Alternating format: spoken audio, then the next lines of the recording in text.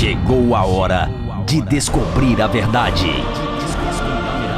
15 minutos com o Sapia. Estou soltando o cronômetro aqui, 15 minutos para conversar com o candidato a primeiro suplente pela chapa, né, do candidato principal ao governo, Adalto Clever Lopes, ao governo. Ao Senado ele é suplente do PDT, que é o Fábio Xerém, e primeiro suplente ele é do PV. Estou falando de Daniel Nepomuceno, ex-vereador por Belo Horizonte, ex-presidente do Clube Atlético Mineiro, ex-secretário também de Alexandre Calil na prefeitura de Belo Horizonte, entre outros casos, advogado, casado, formado, nascido em Belo Horizonte, 40 anos. 40 na pinta. Boa tarde, Sapia. Mas você jogava futebol ou não, Daniel? Não, sempre fui muito ruim de bola. Sem bola então, né? Porque essa idade aí, o pessoal não passa dos 40, nunca vi isso. Brincadeiras à parte, estou também com o Lucas Ragazzi, que é nosso repórter de política, também do Jornal Tempo, do Jornal Super. Boa tarde, Lucas, é um prazer ter você aqui também. Boa tarde, Sapia, boa tarde, Daniel, nossos ouvintes. Eu começo perguntando, Daniel, o que faz um primeiro suplente de senador? Olha, agora tu dizia que tá trabalhando muito, né? Primeiro porque você não tem como colocar a sua cara, as suas ideias, você não confia em quem está pedindo o voto. E conversava antes da abertura do programa da responsabilidade que é você ser o primeiro suplente. Primeiro, parabéns à rádio por ter estado dando oportunidade a gente poder explicar. E segundo, que é muito pessoal a atuação de um senador, principalmente nos tempos de hoje, né? Que a gente não pode ficar olhando partido, ficar olhando cor, mas simplesmente tendo a responsabilidade que vai ter que passar por grandes reformas. Então, assim, você ter princípios básicos de ter um grupo de pessoas honestas, um grupo de pessoas que não deixou rastro nenhum, e saber que independente de quem ser o novo presidente da República, vai ter que se abdicar de tudo para trabalhar para a mudança do país. Eu acho que a principal função é essa. Eu, na época da faculdade, eu sempre achei uns votos mais estranhos do mundo, o segundo voto de senador, né? Nós estamos lembrando que esse ano nós elegemos 2 senadores, você tem que votar em 2 senadores, não tem nada a ver com o suplente. Claro. Você tem que eleger 2 senadores, 2 votos, vota primeiro em um, depois em outro. E por isso, assim, porque seria muito mais simples você votar em um senador e os 2 mais votados irem conseguir a vaga. Né? Confunde muito o eleitor você pedir a primeira vaga ou a segunda vaga. Então, isso realmente está sendo uma experiência diferente. Mas, enfim, como eu disse, são princípios, né? Você está dentro de uma coligação e ter a responsabilidade de quem está apoiando tanto o presidente para o governador, e nesse caso eu com o Fábio Xerém na primeira suplência, de ter um compromisso ali com o que você acredita. Ô Daniel, nos últimos meses eu lembro que a gente noticiou muito, conversamos muito com você, com gente do meio político aqui de Minas, de que você mesmo poderia ser esse nome de candidato ao Senado ou a deputado federal, né? Contando muito com essa popularidade que o Atlético dá, com seu mandato a vereador que foi muito bem votado, muito expressivo nas últimas eleições. Qual que foi a decisão ali, o momento que você decidiu não ser o candidato mesmo e por quê? Olha, primeiro, né, como eu te disse, parabéns, eu sou fã do seu trabalho. Você tem um poder investigativo e sabe conversar e tem essa abertura. Na verdade foi muito rápido, eu não me preparei para ser candidato a nada esse ano e gosto muito do trabalho, estava sendo desenvolvido, Secretaria de Desenvolvimento, mas quando chegou próximo ao fim das filiações partidárias, o Agostinho Patrus, que foi um dos poucos parceiros que nós tivemos na eleição do Calil, que realmente acreditou no projeto naquele momento, que cedeu o PV para apoiar, ele pediu que ajudasse a montar uma chapa, e este ano foi totalmente atípico, né? Você pode ver que, vocês podem apostar que a renovação será pequena, porque realmente os partidos tiveram muita dificuldade em atrair novos candidatos, e naquele momento da filiação, né, teria que descompatibilizar da prefeitura como fiz, e por ter uma identidade com o PV, com o próprio presidente, com o Agostinho, coloquei à disposição para ajudar nessa composição. Enfim, e uma coisa foi levando a outra, né? Eu não tinha feito campanha, quem quem está próximo de mim sabe que em nenhum momento preparei, tem um grupo político forte, mas o tempo inteiro, né, deixei com que cada um, principalmente as eleições complexas, fosse atrás de candidatos sérios e não fazer aquele trabalho que as pessoas fazem de buscar voto, de visitar cidades, de levantar as propostas. Então, era uma questão literalmente que não teria tempo. E quando todos esses partidos se aliaram para uma candidatura do Márcio, ali eu conheci o trabalho do Jair Martins, né? E debatemos muito com várias lideranças políticas e me fez o convite para a primeira suplência dele. Achei totalmente viável e sim registramos essa candidatura. Vocês acompanharam o que aconteceu com o processo, é um processo, né, que fere muita democracia. Eu me lembro que você chegou a declarar que estava um pouco chateado, cansado com a vida política no país, assim, de forma geral, com os acontecimentos, extremismos. Isso pesou também, você acha? Pesa muito, né? As pessoas, eu estou conversando, eu nunca vi uma campanha com tamanha intolerância, né? Com pouquíssimo diálogo.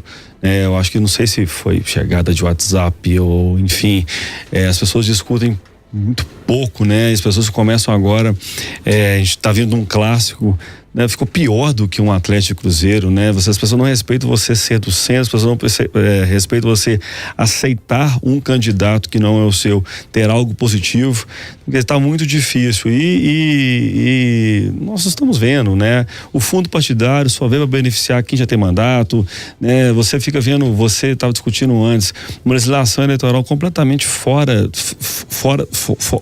do momento. Você tem que filiar um partido que você não tem segurança que esse partido vai caminhar com A e com B num mundo muito extremista, quer dizer, não faz mais sentido. É que eu queria chegar, Daniel. Você é do PV, é primeiro suplente de um candidato do PDT, numa chapa majoritária onde o candidato é do MDB.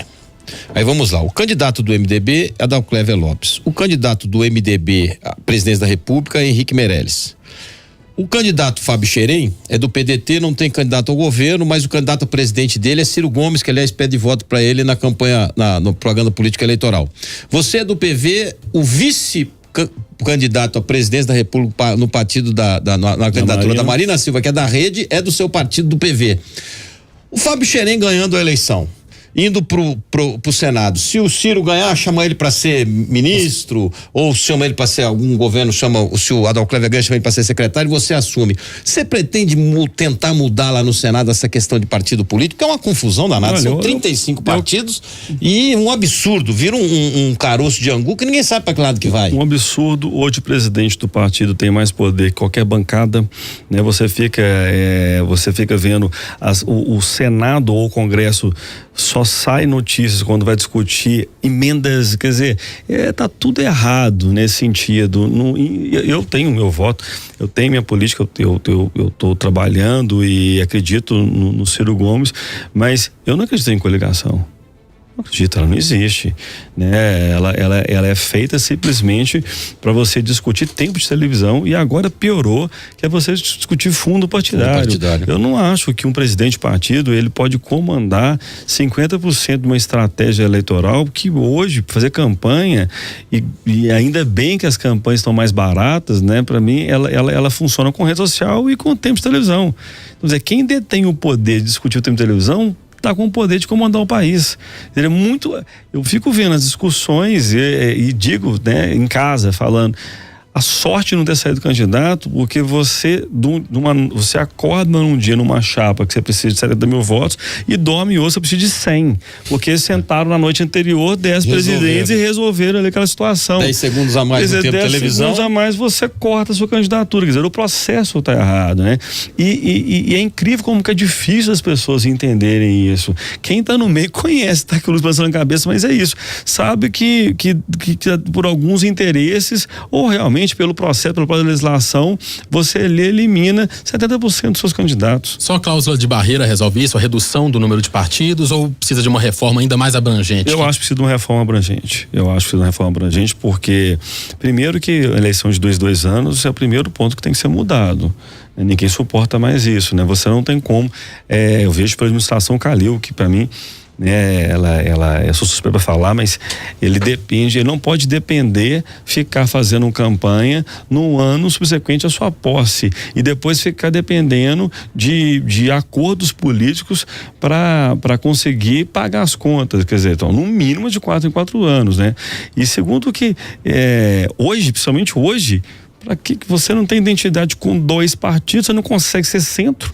Imagina você conseguir a gente pode citar vários exemplos aqui nessa questão de ter que votar em 2 senadores. Hoje eu vou citar o prefeito Calil, porque ele já anunciou. O prefeito Calil vota para presidente no Ciro Gomes, já falou. Pro governo ele falou que não vai se envolver. Pro Senado ele vota em Fábio Xerém por causa da Nona Pomuceno. Ele até falou que vota no e vota no Carlos Viana. Né? Então os 2 votos dele do Calil a gente já sabe quais serão. Quer dizer, o que tem a ver o PHS com o PDT? Quer dizer, não tem uma ligação, quer dizer, você vota em pessoas hoje, você não vota dessa forma. E o Carlos Viana anunciou que vota em Anastasia, mas não vota em Alckmin. Quer dizer, que é do mesmo partido, não disse quem vai votar para presidente, né? Mas assim, a gente vê essa indefinição do país. E se você falar hoje, tempo de televisão e tem dinheiro, mas se você for colocar, o Bolsonaro é líder nas pesquisas, tem 8 segundos. O segundo colocado é o PT, que está com o 3º maior tempo de televisão. O primeiro é o Alckmin, o segundo é o Henrique Meirelles, que está lá em 9º ou 10º, e depois vem o PT, vem o Haddad. Vocês aqui, vocês não são obrigados, vocês estão fazendo de forma democrática, dividir o tempo igual para os candidatos? Sim. Por que tem uma lei que fatia ali dentro o programa de televisão em rede nacional e você coloca esse descompasso? Quer dizer, não tem sentido. E voltando um pouco para não perder a questão de proposta, acho que nós temos a semana que vocês vão escutar os suplentes, já escutaram os senadores. Isso é no país inteiro. Independente, o senador vai ter que entender como deputado federal que esses próximos 4 anos serão um ano de mudança. Sim. O país precisa disso. Que ele não vai poder ficar caindo numa tentação de querer ser, né, querer ajudar a base, ter bom comportamento e não entender que o país precisa de firmeza para mudanças sérias em todos os sentidos, né? Está quebrado, você não tem repasse, você tem uma distribuição totalmente, você tem uma taxa tributária gigantesca que você não consegue repassar isso para os estados. Você tem uma discussão entre esquerda e direita, se é previdência, o que é uma reforma da previdência, ao mesmo tempo você tem que enxugar a máquina. Então, assim, ter um mandato de 2019 até 2023 vai ser um mandato que a pessoa realmente provavelmente vai ser questionada todos os dias e vai ter que realmente se posicionar. Sim. Acho que o principal é isso. Candidato que chegar aqui com cargo o parlamento, querer ficar levantando bandeira de uma cor ou de outra, ele não está preparado. Ô Daniel, e essa é uma questão que se fala muito em primeiros suplentes, os senadores, até para deputados também. O Fábio Xerém, nessa hipótese de que ele seja chamado para um ministério e você assuma o mandato do Senado. Você não é do PDT, apesar de estar apoiando o Ciro, está nessa chapa com o Fábio Xerém, mas tem as suas opiniões próprias e nem sempre, quase, né, sempre, falar a verdade, ninguém concorda 100% com outra pessoa.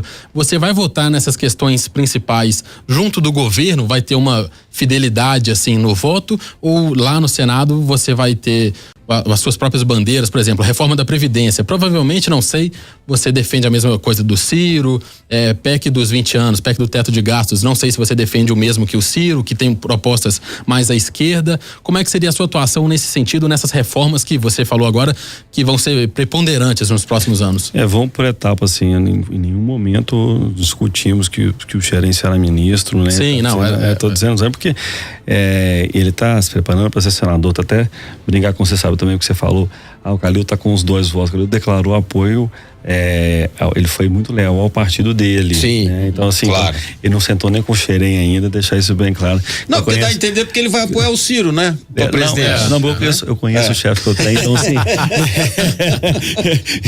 Então eu já quero ligar aqui, você tá querendo, não é isso. Você tem 50 segundos só para avisar. Não, mas Lucas, eu acho isso extremamente importante. Eu realmente, infelizmente, político nenhum hoje consegue me convencer de que tal atuação ele tem que comprar tem que contar com 100% dessa lealdade que não existe na política mais. Claro. Eu acho que o que é certo, nós temos que votar a favor. E o que é errado, eu tenho que ter a liberdade de votar contra, mesmo sendo presidente do meu partido, mesmo sendo a pessoa que seja minha amiga. Então, assim, isso passou desse limite. Então, eu acho que não é isso. Existem propostas, sim, nós não temos tempo para falar, que eu sou totalmente a favor, mas o que está me levando para esse lado, você citou alguns paradocírios, existe sim, você tem que trabalhar muito desenvolvimento, reduzir totalmente os custos e tirar o Brasil desse momento que, primeiro, que é pessimista, segundo, que você tem uma máquina que você tem que enxugar. Muito obrigado, o tempo de 15 minutos acabou, conversamos com o candidato a primeira suplente, Daniel Nepomuceno. Queria agradecer a sua presença, sua participação, foi o primeiro de vários que nós vamos entrevistar todos os dias, sempre no final do Alerta. Super obrigado ao Lucas Ragazzi pela sua participação também. Eu que agradeço, Sapi, agradeço ao Daniel. Boa conversa. Gente, um prazer, pena que quando o papo é bom, os 15 minutos ele desaparece. Quando é já ruim, acabou, mas fica. eu tenho que fazer uma pergunta pra você. O que é mais difícil, ser político ou ser presidente do Galo? Você tá louco, ser presidente do Atlético é com certeza mais difícil. O Atlético é quarta domingo, política. Aqui na redação ele entrou, já ouviu de corneta aqui umas 7, ó, Sapi. Tá certo. Obrigado, Daniel.